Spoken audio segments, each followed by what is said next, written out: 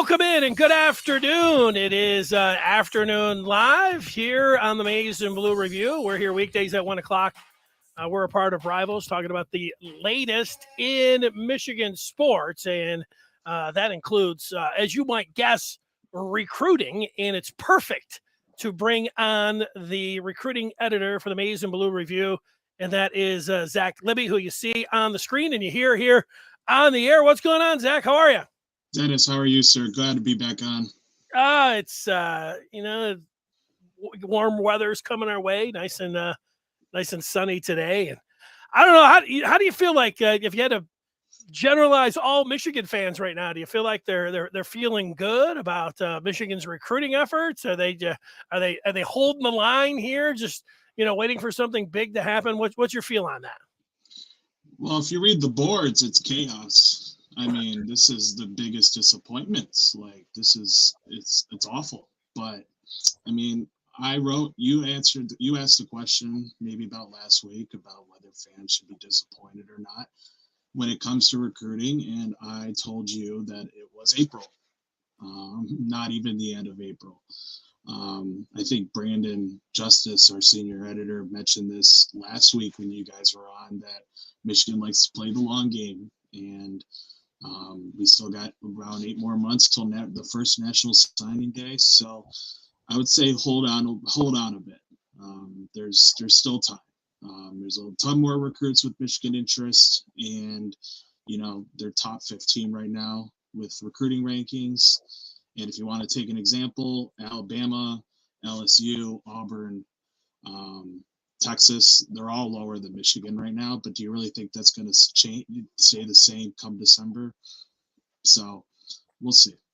I don't, but to the people that are a little bit worried, in their defense, you think about what happened last year, and you listen to some of the national guys, national recruiting guys are like, yeah, it's really not going to happen last year with a recruiting bump. It'll be down the line. And so I think that people looking out there, they look to see like the 5 stars, the very highly rated 4 stars, and why Michigan isn't popping up all over the place in terms of the list and who they like. And I would say it looks a lot like last year, but in between that, Michigan won the Big Ten and went to the college football playoff. So I think people were hoping, and it's good to be, have a take the long view and everything else. But I think people were hoping that that there were going to be a lot more big time players interested, if not committed, at this point.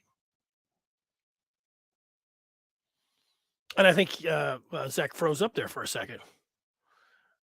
Yeah, I think either that or he's staring me down like, I didn't like your question. So we'll look at that. There you are, Zach. You froze for a second. I said, did you hear what I had to say? My question about in the defense of people that are a little bit worried about everything. Yeah, no. I mean, if you're not in the who's who or in the ins recruiting, and you just see them. But I mean, if we were in October talking, or November, then my opinion would change. But like, this is my first recruiting cycle, so I'm still getting the ins and feels of how everything is. It's just too early. Like, we still have officials, we still have spring camps that Southern schools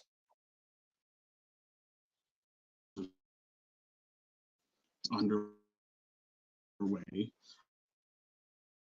Michigan are hosting. I think that with the spring evaluation period is now happening, so coaches can now go to these schools and see recruits. I think that's going to be big. There's just time. It's a waiting game. It's a patience. It's all about patience. If Michigan fans can stay patient, which, I'm not telling you otherwise, but I'm just saying, stay patient, stay calm, and let it ride. Let it ride. All right. Well, with that, you might have to talk me down while we're here. Big time player. So when you're talking about patience, you're not ready to put any future casts in this week, or of any big time players here, or if you want to extend it out to the month, May, nothing imminent here of any big time players out there that are ready to pledge to the Wolverines? I have not put a future cast in for Michigan. I was planning on, well, we'll give an example. Sam Pendleton, 2023 four-star offensive tackle, has his commitment on the 25th. If we were talking in February, I would say he would be a lock to Michigan, but right now it's looking like Notre Dame. And I think that goes back to how this is a disappointment. How are these recruits, especially like an offensive lineman who has seen Michigan win the Joe Moe Award, what Sharon Moore has done, and everything else, you just think like, why isn't Michigan being like, working off its Big Ten title? But, I can't explain it best other than just let it ride and let it wait. It's Michigan is not letting, is not playing get them now and then wait for the rest later, like Texas A&M is doing, or Texas Tech, or Arkansas. Just stay patient, let it stay right, and then we'll get these big stars in.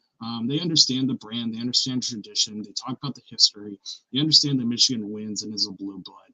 It's not like they don't understand what Michigan is all about. They have great relationships with the coaching staff. The coaching staff has consistently talked to them on a daily basis or a weekly basis. And the visits that they go on, they're blown away every time. So it's nothing that Michigan has done wrong or anything that they haven't done right. There's just, that's the landscape. There's going to be competition. There's going to be other variables that come to play. And Michigan will finally, at one point, will get its time to shine with these recruits coming in. There's one from out in left field. Somebody was asking me today if I thought that Michigan was getting off to, again, like, if I'm just going to call it a slow start, if they were getting off to a slow start because of the turnovers with the coordinators and the turnover overall in the staff. And he mentioned that, you always hear about it's relationships.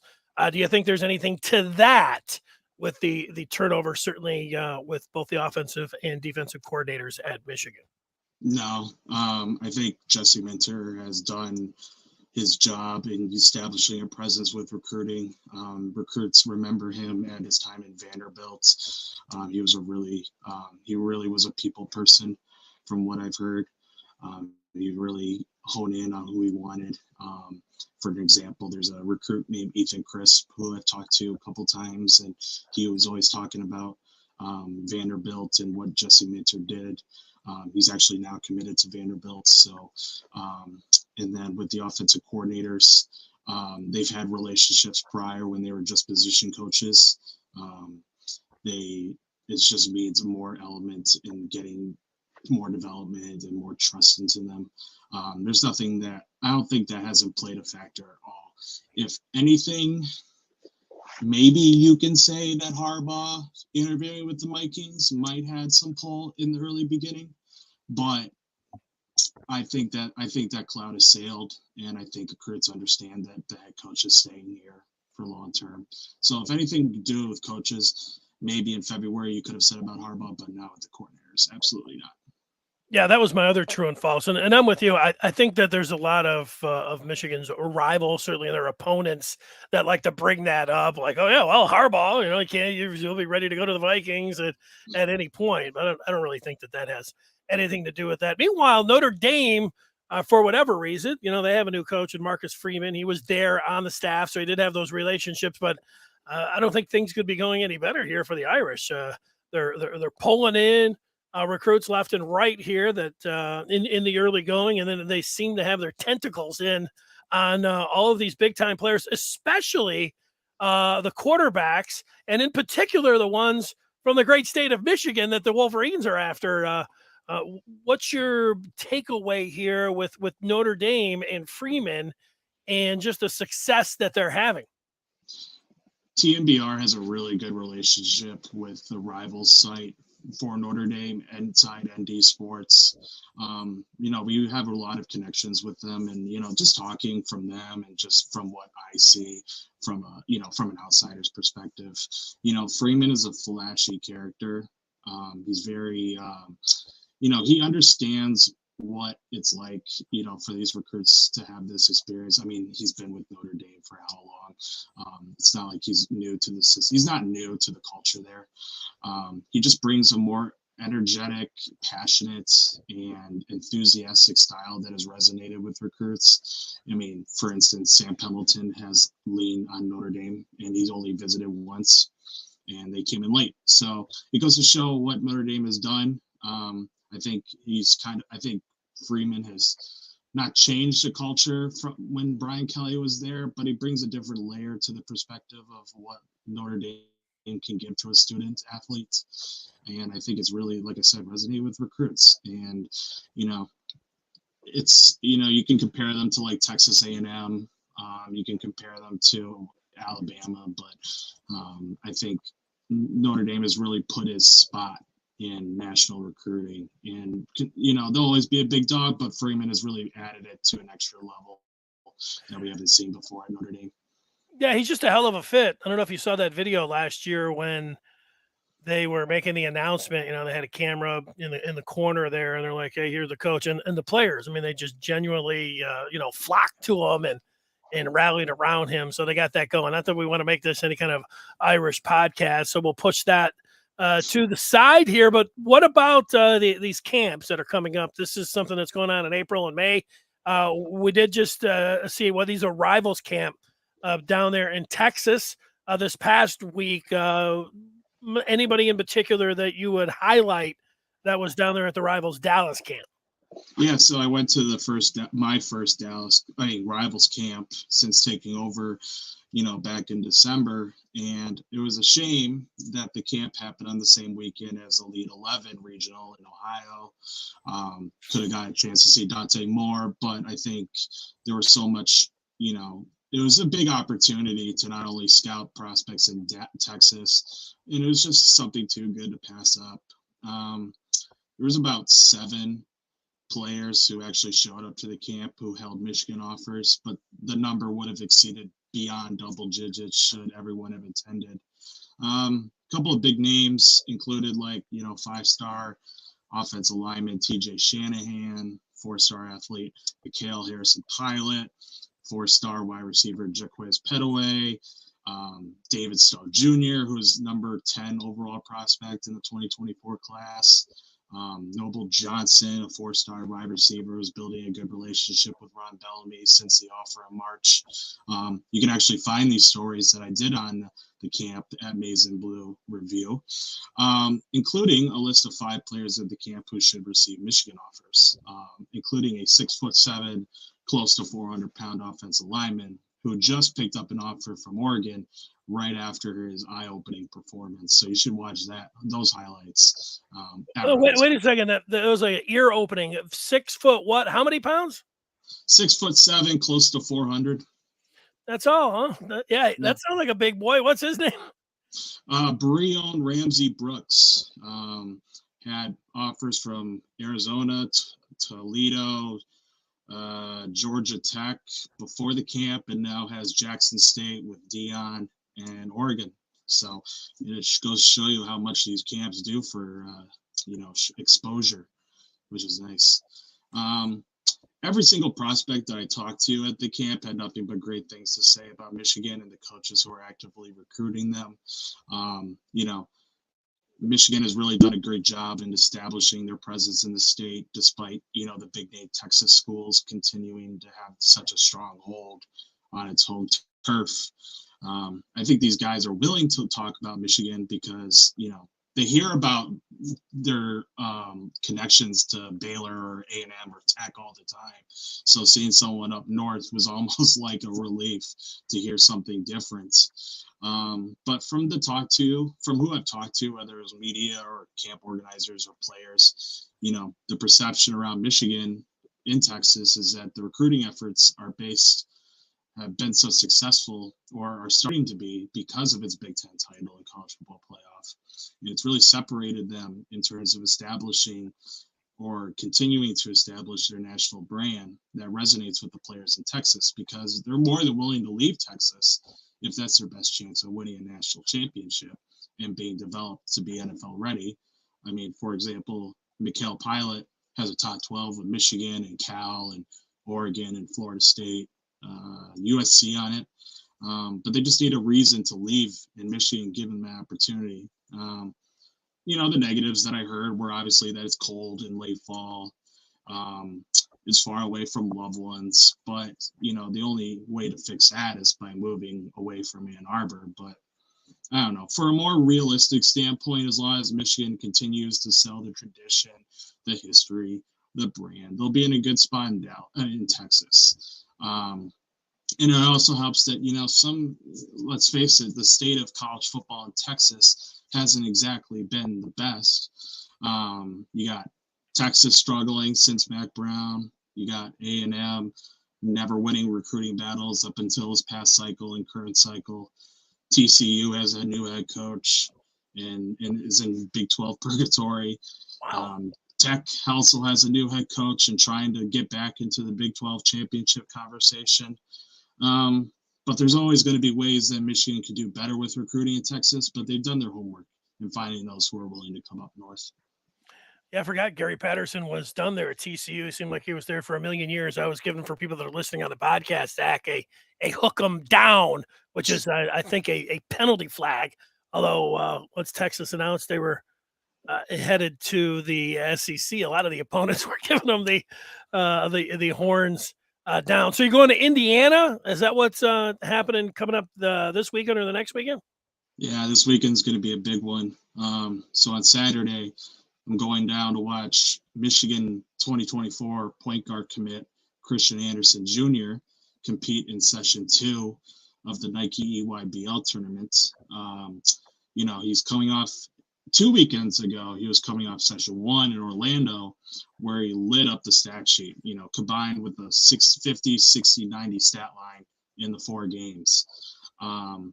He plays for Team CP3, which is, of course, sponsored and run by the family of Chris Paul, and it's based out of North Carolina.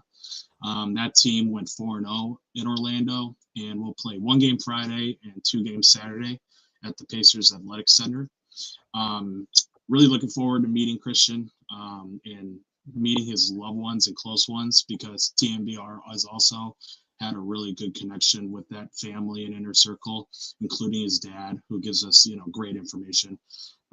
Really just a really well-rounded kid.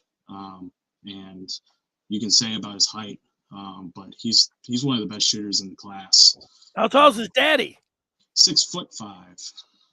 Well, so Christian Anderson has a little bit of ways to go there, but closer it gets to 6 feet, the less people are going to be worried about. If he stays at 5'8", I think there's a little bit of a legit worry about the height. But he's only a sophomore in high school, right? Now we're talking 2024. Is it freshman?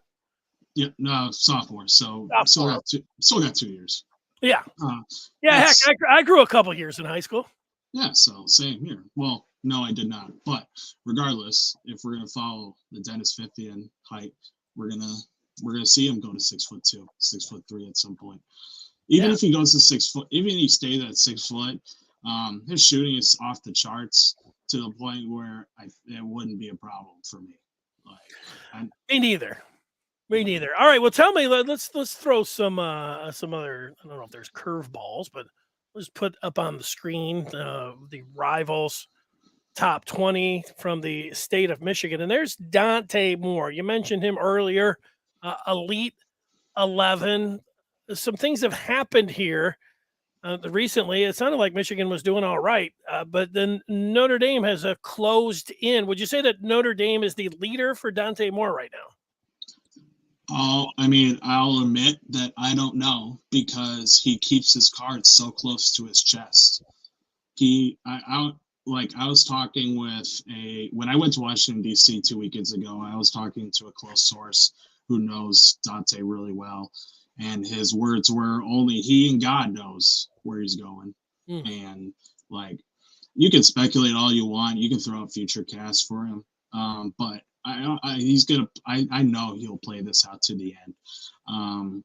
If he really liked Notre Dame that much, I think he would have set a commitment date already. If he's going to LSU, he's been to LSU. I heard he's looking to go to Texas Tech, maybe Miami. So we don't know. Like, if for anybody who says they know, they don't. Like, we have so much time left, but I think what's really interesting about Dante's recruitment is how it's going to affect Michigan with its quarterback recruitment for next cycle. And I think Adam Gorney put out a piece on that, which we published on the site yesterday, that really spoke in depth about how the dominoes will fall and how it will affect everything with like CJ Carr and Julian Sayin, and how Michigan, and how Michigan will, be affected by that as in the overall picture. Yeah, and give me a Reader's Digest on that. And for the people that are listening, Dante Moore, quarterback for next year. Both of those other signal callers that you mentioned are for the 24 class. That means they're sophomores in high school. CJ Carr here locally, and Justin Sayin, who is from California. But I remember just recently the story that you had on the Maize and Blue Review, saying that Michigan's making him a priority, which had everybody, wondering exactly what that means. But then it was like, well, what does that mean for Carr? So, what about these dominoes, and what's the likelihood that if Michigan gets more, that they'd get either of these two quarterbacks the following year? And if they don't get more, what's the possibility of landing either Carr or Sayin? Yeah, I really thought about this answer, and I wanted to make sure I hit every talking point. But yeah, we broke that story when I was in Dallas about Sayin being the priority. That is verbatim from Sayin himself after his talks with Harbaugh over FaceTime while he was at the Masters tournament. Actually, didn't really come as a surprise to me, but it really said how good of a quarterback Sayin really is. From what I've seen on film, he shows great poise in the pocket, doesn't force throws or allow pressure from defenses, to cause him to make mistakes. His footwork is tremendous, and he can really spin the ball. Michigan, for Sayin to hear that from Harbaugh, isn't something new for him. Texas, Notre Dame, Georgia, Florida have all told him that as well. I think Sayin knows he's a top quarterback at this point, but he's keeping it humble and, continues trying to work to prove that he's worthy of that praise. Michigan's got quite a lot of work to do in order to land Sayin. Hence, his recruitment is going so national with all the aforementioned schools honing in on him. I think his quote of saying that Ann Arbor is a special place means something, though. He is a great conversationalist, so I don't think he's saying that for nothing. He told me he is coming back for another visit because of his relationship with Matt Weiss and Harbaugh, which dates back, before December of last year. And I truly think Michigan's one of the early contenders. We still got 2 years, but I think they've shown how much of a priority they want in him, and we'll use that moving forward. But obviously, with the elephant in the room being that there's a quarterback in CJ who's from Saline, has 2 grandfathers in the whole Football Hall of Fame. His dad played quarterback, I think, right? And yes, is also in the top.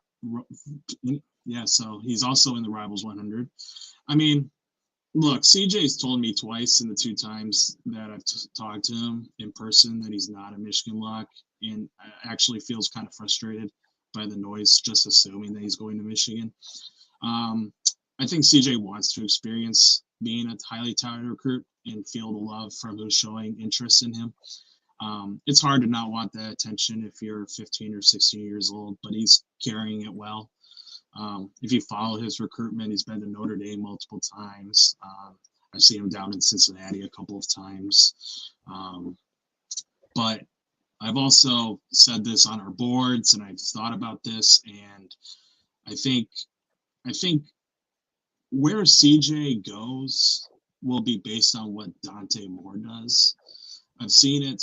There's I wouldn't say speculation, but I've seen it from other pundits and across other message boards that should Dante commit to Michigan, I think CJ will go elsewhere. But if Dante commits to somewhere like Notre Dame or Ohio State or LSU, then Michigan's chances of landing CJ skyrocket. Not to say that Dante and CJ don't like each other or anything, but recruits go to a school where they feel like they can play early and have an impact early on. So if both CJ and Dante are at the same school, where does that leave each other for playing time? Brandon put it best on Friday, when he said that,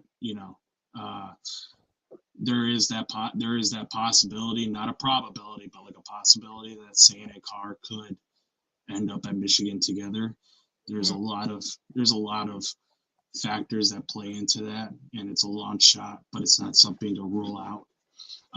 The first domino, like I said before, the first domino has to fall with Dante's decision, and then we'll figure out the rest from there. Dante's decision. All right. We all are holding our breath on that one. I have on the screen the rivals ranking for the state of Michigan. Dante Moore is number one on that list. Cole Cabana out of Dexter, who committed this, I don't know, a month or so ago out of Dexter. Let me just zip through some of these. And if you feel like Michigan's got a chance, how about Jalen Thompson? Is he earmarked for Michigan State, or do the Wolverines have a chance with the defensive end from Cass Tech? What do you think? I've talked to Jalen off the record, and I don't want to say anything because of that off the record conversation. I think his presence at the Michigan State spring game said something.